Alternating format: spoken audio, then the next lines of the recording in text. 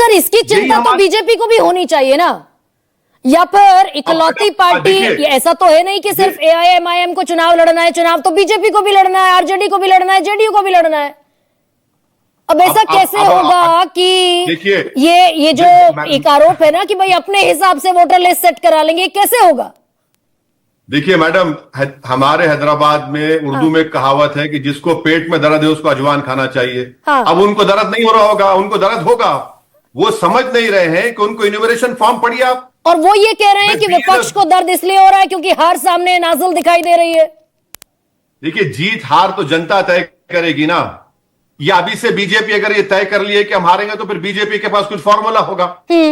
अगर मैं ये बता दूं कि इस इंटेंसिव रिवीजन के बाद अगर कई भारत के नागरिकों का नाम नहीं आएगा, अगर मैं फिर 2024 का रिजल्ट चेक करूंगा, फिर मैं उसको क्वेश्चन करूंगा जब इनको बड़ी तकलीफ हो जाएगी। तो sir you are free to do अगर ये नया इलेक्टोरल रोल बनता है तो आप तो बैरिस्टर हैं, सब कुछ जानते हैं, इसमें कौन सा ज्यादा रॉकेट साइंस है कि अगर ये नया इलेक्टोरल रोल बना, यानी पिछला इलेक्टोरल रोल इनवैलिड था जिसके आधार पर लोकसभा के चुनाव हुए।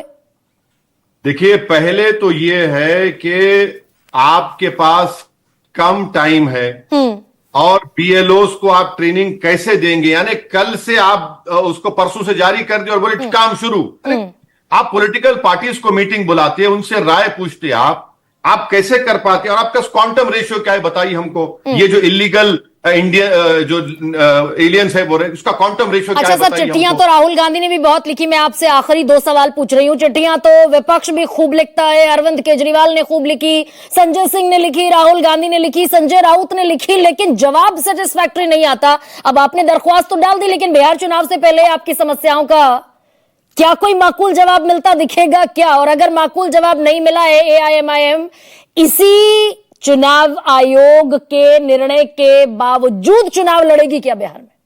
या फिर आप हो सकता है विड्रॉ कर जाएं कि इस पर हमें यकीन नहीं है? नहीं, हम चुनाव आयोग से लेटर लिखे हैं। हमको उम्मीद है कि ईसीआई हमारे इस क्वेश्चंस को, एप्रीहेंशंस को एड्रेस करेगा। मैं फिर से कह रहा हूं कि ईसीआई के पास डेटाबेस क्या है बताइए ना, क्वांटम रेशियो क्या होगा बताइए ना।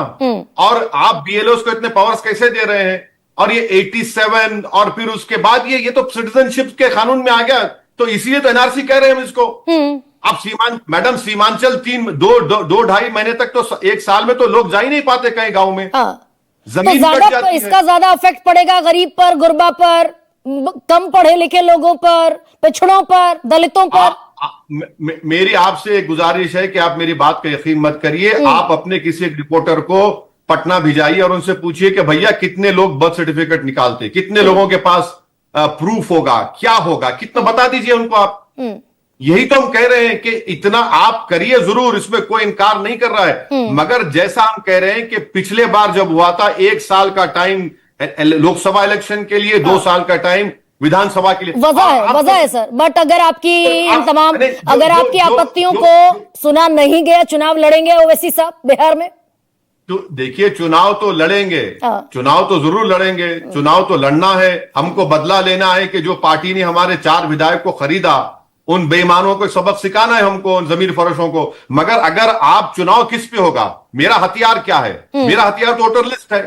किसी भी कैंडिडेट का हथियार वोटर लिस्ट है। अगर वोटर लिस्ट में जनता के नाम नहीं आएंगे, जो इंडियन सिटीजन्स है, तो बताइए कैसे होगा?